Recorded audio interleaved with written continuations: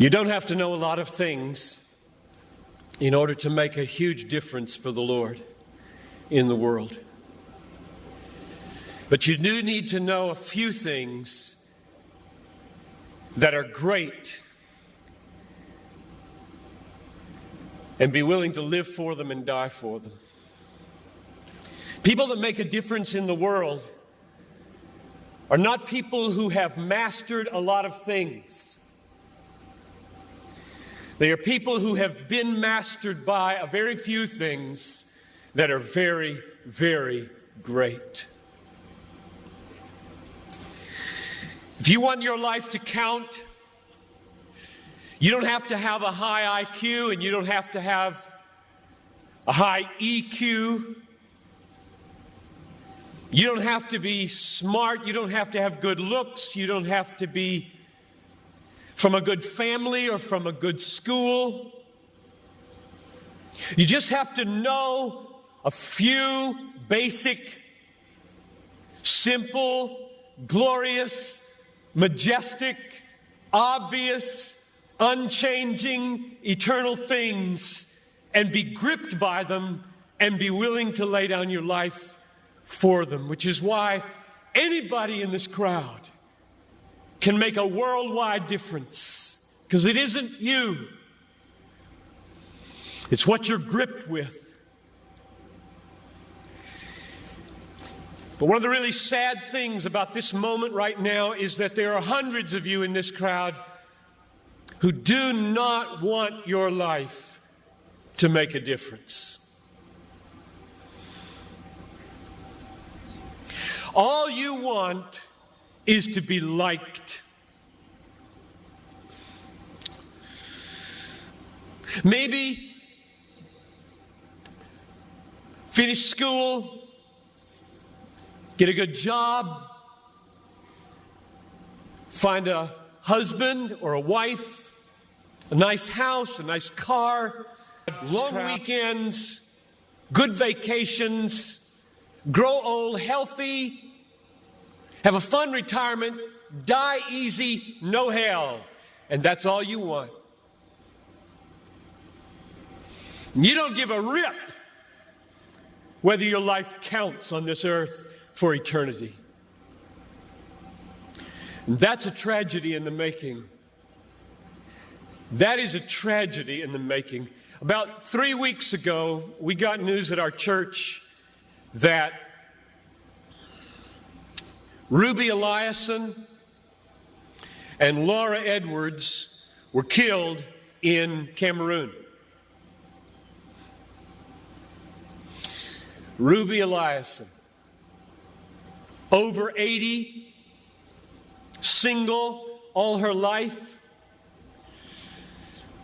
a nurse, poured her life out for one thing: to make Jesus Christ known among the sick and the poor in the hardest and most unreached places. Laura Edwards, a medical doctor in the Twin Cities, and then in retirement, partnering up with Ruby, also pushing 80, and going from village to village in Cameroon. And the brakes give way. Over a cliff they go, and they're dead instantly.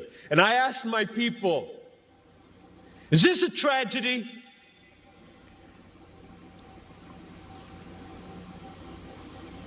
Two women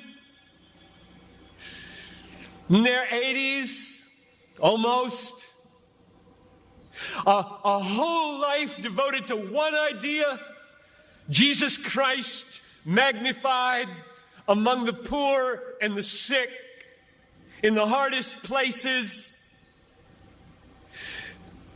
And 20 years after most of their American counterparts had begun to throw their lives away on trivialities in Florida and New Mexico, fly into eternity with a death in a moment. Is this a tragedy, I asked? It is not a tragedy. I'll read you what a tragedy is. I've got a little article here from Reader's Digest. You don't read Reader's Digest, I know that. But there is a generation who does. This is a tragedy. Title of the article, Start Now, Retire Early. February 1998.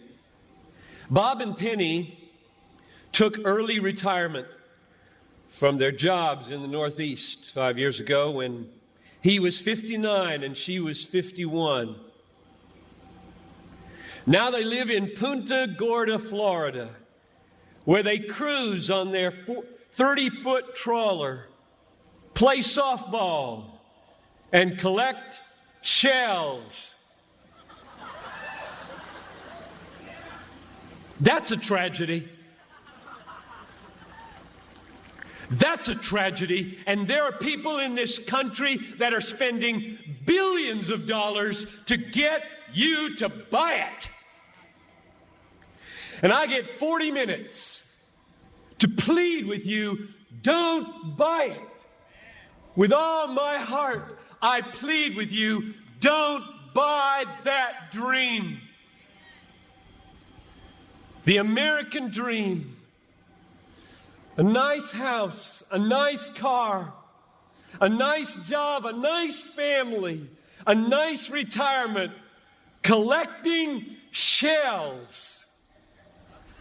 As the last chapter, before you stand before the Creator of the universe to give an account with what you did, here it is, Lord, my shell collection. Look, Lord, my shell collection. And I've got a good swing. And look at my boat. God, look at my boat, God. Well, not for Ruby and not for Laura. Don't waste your life. Don't waste it.